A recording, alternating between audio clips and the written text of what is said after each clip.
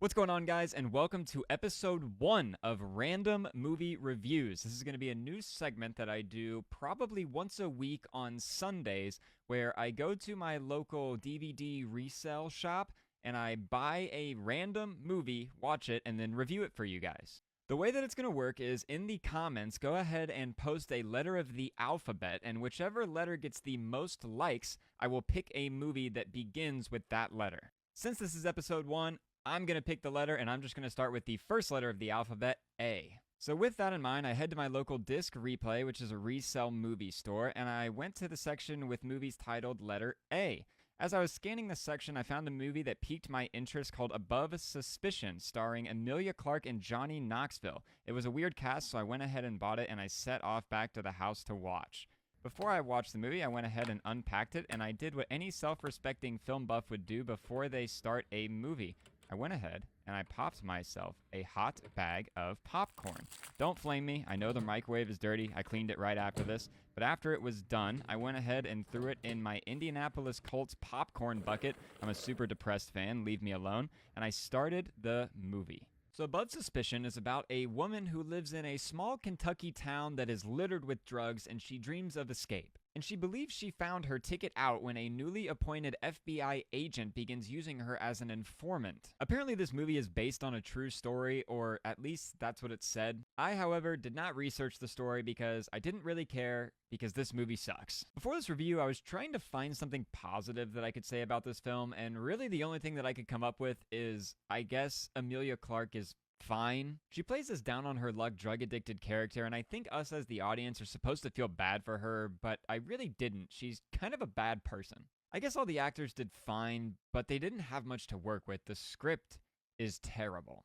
I know this is based on a true story, so they're probably bound by what actually happened a little bit, but it turns into this weird drama where she falls for the FBI agent and they start sleeping together and they basically ruin the FBI agent's life and kind of ruin her life. All of the characters felt one-dimensional. They didn't have that much depth, and there wasn't enough meat there to make me actually care about anything that was going on. Also, visually, the movie is extremely unpleasant. The whole film has this weird blue coat over it. It's like when they were color grading the film, they took the color blue and just turned it way up and turned everything else down. Initially, I thought the film might be early 2000s because of the color grading, but I looked and it came out in 2019. For a movie that came out 6 years ago, it does not look good at all.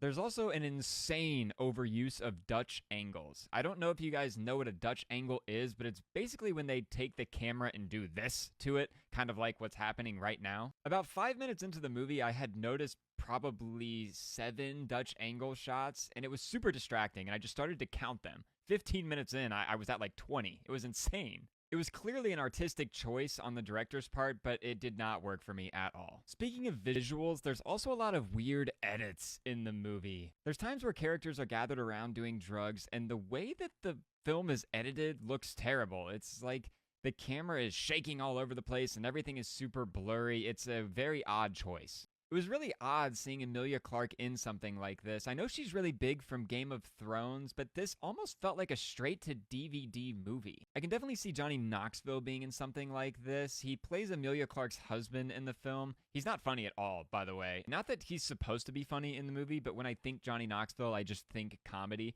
He's just an asshole in this movie. The biggest downfall that a movie like this can have is its plot is not interesting. If you're gonna make this drama, romance, weird thing, it just has to be interesting, and none of the characters are, and the story is flat. There's also this weird narration in the movie that comes in randomly and then will leave randomly. I've never been a fan of the narration throughout a film. I think it's cheap, and I think it's an easy way to tell the audience what's happening without actually showing anything. So that definitely bugged me as well. Now, since movies in this segment are probably going to be a little bit older, we're not going to give them a grade. Instead, we're going to decide whether they go on the shelf or in the trash. I think with this one, it's pretty obvious. A little disclaimer, I'm not actually throwing this movie away, but I probably should. Anyway, that's the end of episode 1 of Random Movie Reviews. If you guys want to be a part of next week's episode, go ahead and comment a letter down below, and we'll see which one gets the most likes. And I'll see you guys in the next review.